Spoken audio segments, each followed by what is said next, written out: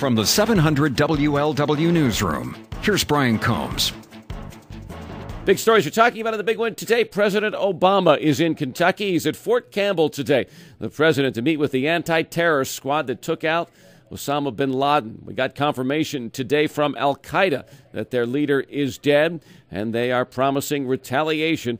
Haven't said exactly where or when they will strike, but they say his blood will not have been spilt in vain. President Obama today will meet behind closed doors in private with the Navy SEALs involved in that mission. They want to keep their identity a secret.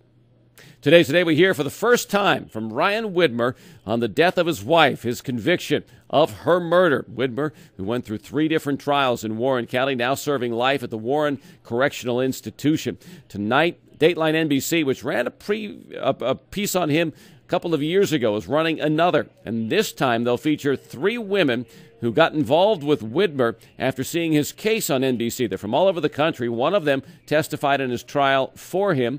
Another testified in the trial against him. And the third apparently is the mother of his young child. The Dateline NBC report airs tonight, 9 o'clock on Channel 5. This afternoon, former Hamilton County prosecutor Mike Allen, who sat through all the testimony in almost all 3 of the trials, will be with Bill Cunningham on 700 WLW to discuss the Widmer case.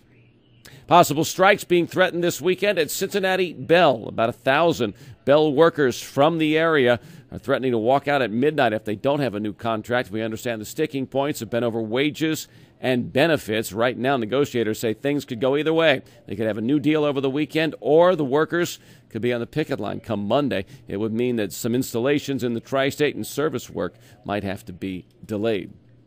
700 WLW Reds update. The Reds are in Chicago. They take on the Cubs this weekend. More afternoon baseball on the big one today. Airtime with the pregame show is 1:20 on 700 WLW. If you're going to be traveling through the tri-state this weekend, stay off northbound 75 in northern Kentucky.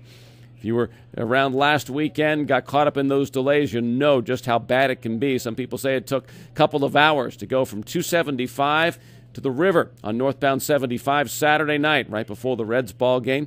Trouble is, the construction is having the highway restricted to 1 lane. That construction starts tonight about 11 o'clock and will go through 5 o'clock Monday morning.